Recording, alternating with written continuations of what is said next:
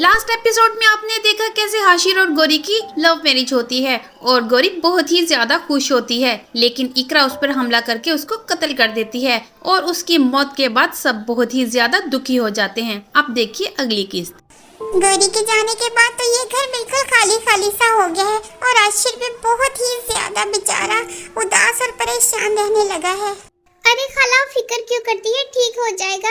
और वैसे भी गौरी को मरे 6 महीने हो गए हैं, पता नहीं क्यों हाशिर इतना परेशान रहता है। आप ऐसे करें उसकी शादी करवा दी, शायद वो ठीक हो जाए। और वैसे भी शादी के बाद शायद उसका दिमाग और जहन बदल जाएगा और वो पुरानी सोचें नहीं सोचेगा, क्योंकि वो तो हर वक्त गौरी के बारे में ही सोचता रहता है और उसी के बारे में बातें करता रहता है। देखो इकरा बेटा, शादी तो मैं तुम्हारी भी करवाना चाहती हूँ, लेकिन तुम किसी भी रिश्ते पर राजी ही नहीं होती। अगर तुम मेरी बात बुरी ना लगे तो मैं तुम्हें कुछ कहना चाहती हूँ। तुम बेटा मेरे बेटे हाशिर के साथ ही शादी कर लो। अरे खाला, आप तो मेरी माँ की जगह पर है और मुझे आपकी कोई भी बात बुरी भला कैसे लग सकती है। लेकिन खाला मुझे नहीं लगता हाशिर इस बात के लिए मानेगा। उसकी खाला को महसूस हो जाता है कि इकरा इस रिश्ते के लिए बिल्कुल राजी है और वो अपने हाशिर बेटे से बात करती है और हाशिर तो बहुत ही परेशान होता है और वो अकेले में खड़ा होकर सोच रहा होता है कि मैं भला क्यों कर उससे शादी कर सकता हूँ, जबकि मैंने तो हमेशा उसको बहन ही समझा है। मुझे माँ की बात माननी ही पड़ेगी। इस तरह हाशिर की माँ के इसरार करने के बाद उसकी शादी इकरा के साथ हो जाती है और वो उस दिन भी बहुत ही ज्यादा परेशान होता है। उसके चेहरे पर बिल्कुल भी कोई खुशी नुमाया नहीं होती। हाशिर, जिस दिन से गौरी की मौत हुई है उस दिन से तो तुम बिल्कुल बुझे बुझे रहते हो। उस दिन के बाद तो तुमने हमें लिफ्ट भी नहीं करवाई। अब तो हमारी शादी हो गई है, प्लीज आज तो थोड़ा मुस्कुरा दो, आज तो ये साबित कर दो। इकरा, ये तुम भी जानती हो कि मैंने सिर्फ माँ के कहने पर ये शादी की है, जबकि मेरा दिल बिल्कुल भी राजी नहीं था। बस तुम्हें अब बर्दाश्त करना पड़ेगा। इकरा, तुम ऐसे करो, तुम लेट जाओ, मेरी बहुत तबीयत खराब है, मेरा सर दर्द से फट रहा है, मैं थोड़ा लॉन में जाकर थोड़ा टहल लेता हूँ।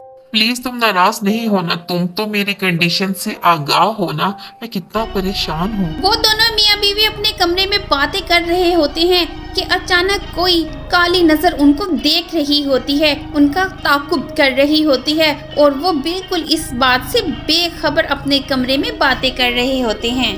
अरे ये क्या, ये कैसे, घर को क्या हो गया है, ये किस तरह के सब कुछ मनाजिर मुझे समझ नहीं आ रहे। मुझे तो बहुत डर लग रहा है और घर वाले भी कहाँ हैं, मुझे नजर क्यों नहीं आ रहे। जब से मेरी शादी हुई है ये अजीबोगरीब। तुमने मेरे साथ अच्छा नहीं किया, तुमने मेरे साथ अच्छा नहीं किया, तुमने मुझे कत्ल कर दिया और मेरे कमरे पर भी काबज हो गई और मेरे शोहर को भी तुमने अपना लिया है, मैं तुम्हें छोड़ूंगी नहीं।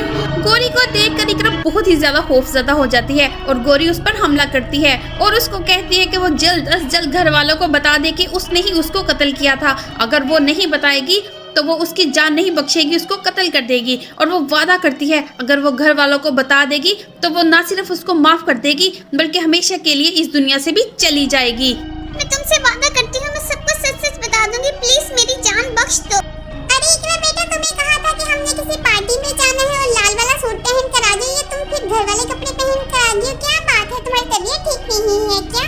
मैंने तुम्हें बताया भी था कि मेरे दोस्त के घर कहीं किसी की शादी है और तुम्हें अच्छा सा दुल्हन बनकर तैयार होना है। उन्हें भी तो पता चले, अभी तुम्हारी शादी को चंद महीने ही तो हुए हैं और तुम कैसे ऐसे घूम रही हो घर में। खाला, मैं लाल वाला सूट पहनकर ही तैयार हुई थी, लेकिन फिर गौरी आ गई। खाला, मैं आप सब लोगों को कुछ बताना चाहती हूँ। दरअसल गौरी की मौत के पीछे मेरा ही हाथ है, मैंने ही उसको जख्मी करके मारा था, मैंने ही उसका कत्ल किया है। अब वो मेरे पीछे पड़ी है, मेरी जान की दुश्मन बनी है। खाला प्लीज मुझे बचा लो। खाला, मैंने सिर्फ तुम्हारी हिम्मत कैसे हुई मेरी गौरी को मारने की? चली जाओ, दफा हो जाओ मेरी जिंदगी से, चली जाओ, तुम चली जाओ। हाशिर इकरा को बिल्कुल भी माफ नहीं करता बल्कि उसके जेल के सलाखों के पीछे उसको छोड़ देता है हमेशा के लिए तड़पने के लिए, ताकि वो अपनी सजा पूरी कर सके। और वो बहुत ही ज्यादा शर्मिंदा हो जाती है और परेशान हो जाती है क्योंकि उसको उसके किए की सजा मिल जाती है। तुम्हारी बेटी हमने तुम्हारे साबका शोहर के हाथ में भेज दी है, अब वही उसकी पाल परवरिश करेगा, तुम्हारा उस पर कोई हक नहीं है। तुम एक कातिल हो, कल को तुम अपनी बेटी को भी यही सबक सिखाओगी।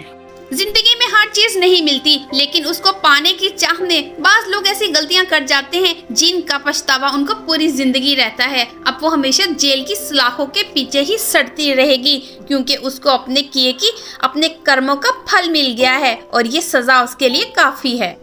माँ, मैंने ही कहा था इंस्पेक्टर को कि जो भी बच्चा हुआ फौरन मुझे सौंप दे, क्योंकि मैं नहीं चाहता कि इकरा उसकी परवरिश करे। मुझे तो इकरा वैसे ही जहनी मरीज लगती है, तो वो मेरी बेटी की क्या ही परवरिश कर पाती। अपने बेटी को हमेशा अपने साथ रखूंगा, अपने सीने से लगाकर, और इसकी बहुत अच्छी परवरिश करूंगा। हाँ बेटा, बेशक तुम बिल्कुल ठीक कहते हो, लेकिन मुझे इकरा से भी इस बात की उम्मीद नहीं थी कि वो ऐसा करेगी। हम अपनी बच्ची की परवरिश खुद करेंगे, हम अपने सीने से लगा कर रखेंगे इसको। हम बिल्कुल भी इकरा का साया भी नहीं पड़ने देंगे उसको। इकरा जब तक आजाद होगी, ये तो बड़ी हो चुकी होगी, हम कभी भी उसको नहीं देंगे ये बच्ची। इस तरह हाशिर को अपनी उजड़ी हुई जिंदगी को गुजारने का नया बहाना मिल जाता है। उसको प्यारी सी बेटी मिल जाती है और वो अपनी बेटी से बहुत ही ज्यादा प्यार करता है और वो उसके पूरे लाड पूरे करता है और उसकी बेटी भी उससे बहुत खुश होती है। तो दोस्तों, अगर आपको हमारी ये कहानी पसंद आई है तो प्लीज हमारे चैनल को लाइक, शेयर और सब्सक्राइब करना मत भूलिएगा। जज़ाकल्लाह।